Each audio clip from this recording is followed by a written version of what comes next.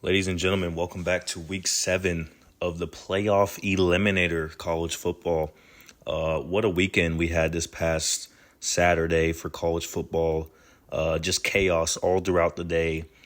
So much movement in the top 25. So many teams that had make or break games for their season and for playoff implications, conference championship implications. Just a lot going on right now in college football, and we are speed running towards the end of the season. So we're halfway through the year already. As I've said before in the previous episode, half of the teams in FBS are pretty much eliminated already from the playoffs. So we only have about half of the teams left, and that number keeps dwindling week after week. So let's get right into it, get right to the goodness of this past weekend. The big names we have this past weekend, the Power 4 schools we have to add to the list are Rutgers out of New Jersey in the Big Ten, Central Florida from the Big 12, UCF, Michigan State, Florida State, Auburn, South Carolina, North Carolina State, and Illinois. Yes, Illinois, who I was and many people were very high on this year. They're also on the list only with their second loss, but they were blown out for the second time by Ohio State. So 50-point blowout to Indiana a couple weeks ago, and now about a 20-point blowout to Ohio State at home. So Illinois has basically earned their way on this list with their bad losses. Florida and Arkansas have both been officially eliminated. Florida with their fourth loss to A&M over the weekend.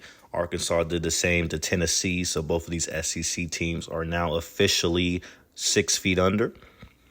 And the news of the weekend, the Penn State Nittany Lions, can you believe it? 3 straight losses. Now they lose to Northwestern at home in Happy Valley. Of course, everyone in college football pretty much knows now James Franklin has finally been fired. Before, they were clamoring for it just because he couldn't win the big one. Well, I didn't think that was enough to let him go. He was a great coach for 12 seasons and basically took Penn State to the playoff 2-3 times within that range and a few conference championships and much success. Well, he decided to lose to Oregon and then lose to UCLA and then lose to Northwestern. So, you can forgive the Oregon loss, but UCLA and Northwestern right after that. I wasn't surprised to see the news. As soon as they lost to Northwestern, I'm like, I don't know how much further they can fall at this point. So something has to be done. And yes, something was done. Penn State went ahead and ate that $60 million buyout.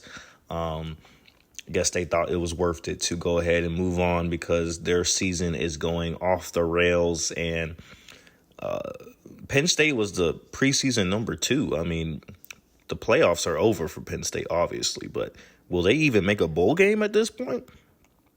Is a bowl game their new goal now? 6 wins? That's crazy to say for Penn State, a team that, 6 wins is nothing to Penn State most seasons. Well, this year proves to be something else. So going to be very interesting to see where the Lions go from here. Obviously, the playoffs are over.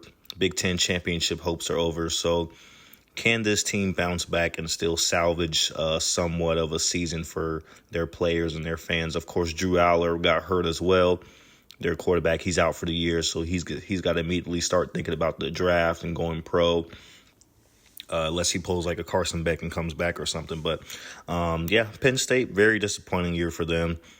Also want to get into South Carolina. South Carolina was a very highly regarded team this offseason.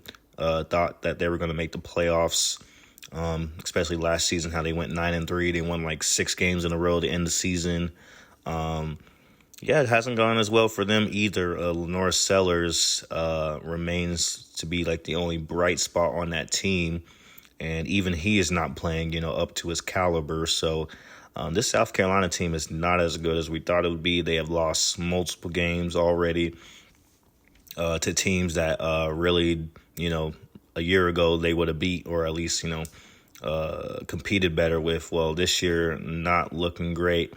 And their third loss adds them to the list as well. So loss number 4, I think we can go ahead and scratch them off as they will not be able to keep up in the SEC. Auburn, it goes the same for Auburn. I don't think we had as high hopes for Auburn, but, Auburn also maybe had some SEC aspirations this season. Well, they have also been added to the list. Florida State, I mean, how do you start off the season beating Alabama and then go on to lose to Virginia and Pitt at home, by the way? Pitt at home this past weekend. They lost by 3 to Pittsburgh. 3 straight losses for Florida State as well. Only reason why they're not big red X like Penn State is because really it's the teams they lost to. They still could have a chance through the ACC to possibly make the conference championship game, even though that doesn't even look realistic because they're actually 0-3 in conference right now, so they basically have to win out. So, I mean, Florida State's basically done, but just going to keep them around until they lose another game. Then they'll be officially eliminated. But that goes for all these teams, basically, that don't have an X. Penn State, Florida, Arkansas, they have X's. They're done. But these other teams, it's basically like a 1% chance when you're on the list. So you're basically done, but I can't eliminate you officially. A 4th loss for any of these Power 4 teams will be done. So that's basically it for the Power 4. I mean, you also got North Carolina State, Michigan State, Central Florida, Rutgers. But, not too much to say about those teams. We didn't expect those teams to do much anyway. Illinois is very surprising. I was very high on Illinois this season. They also won 9 games last season, 10 games, including a win over South Carolina in the bowl game. A lot of people are high on them, including the AP poll, who had them as high as like number 9 at one point before they got blown out by Indiana. Then they got a second chance to make up for that against Iowa State, could not perform. So 2 blowouts will put you on the list, even though it's only their second loss. 2 of them being blowouts, that doesn't look good for a team that, wants to argue for a playoff spot.